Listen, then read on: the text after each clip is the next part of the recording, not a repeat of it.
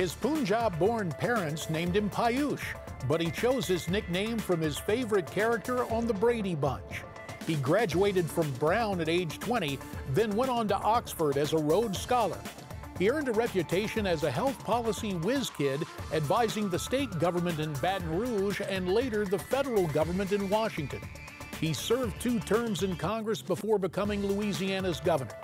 He's Bobby Jindal, and he wants to be our next president. Our Newsmax Prime special, A Conversation with Governor Bobby Jindal, starts right now.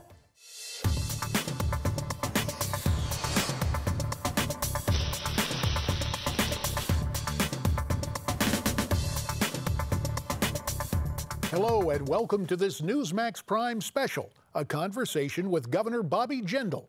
I'm J.D. Hayworth. Louisiana's 55th governor is only 44 years of age, but he has risen to national prominence as an outspoken conservative and public policy expert. Now, Bobby Jindal hopes to become our 45th president. We served together in Congress 10 years ago and reunited recently at the Family Leadership Summit in Ames, Iowa. We began our conversation backstage at Iowa State University's Stevens Auditorium, in the makeup room to be exact, discussing the makeup of the large GOP field of candidates, including Donald Trump. This is a free country, and I think that it's a good thing candidates are having more and more opportunities to speak directly to the voters like they are today. I think it'll be good for some candidates. I think it's going to be good for me. It won't be as good for others. Even with Donald Trump money, nobody's going to buy this nomination. It's going to be an earned nomination.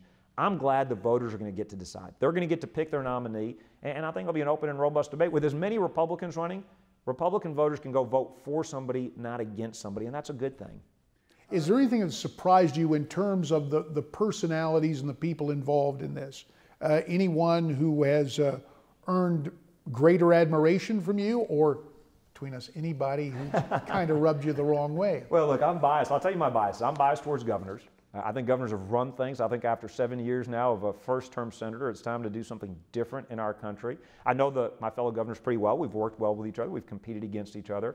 Obviously, I think I'm the best qualified to be the nominee and president. Otherwise, I wouldn't run. I'm always amazed by people. If you don't think that, you shouldn't get in the race. And so, I think we've got a lot of different folks with different positions. A couple of things I think sets me apart is, one, I've got that proven track record. Secondly, we are offering specific ideas. But third, I think folks are saying, we don't want to send just any Republican to the White House.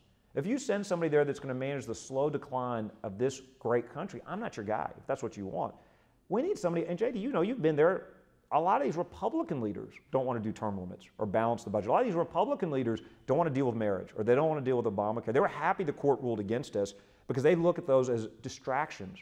That's ridiculous. The Republican Party cannot become the party of big government. We're not, but we should also not be the party of big business. And I think there's a danger and there's a temptation.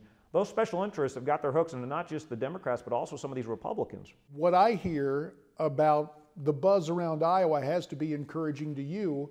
People say you're in position, as Mike Huckabee performed in 2008, as Rick Santorum performed in 2012.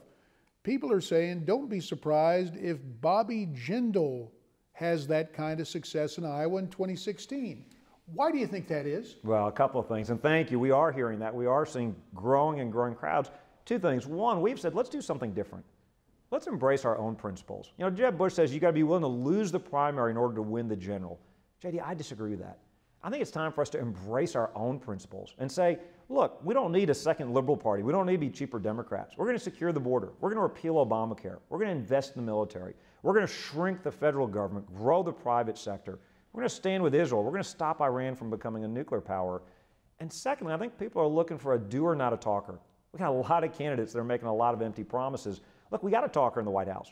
We got a president who needed on-the-job training, a first-term senator who had never run anything before.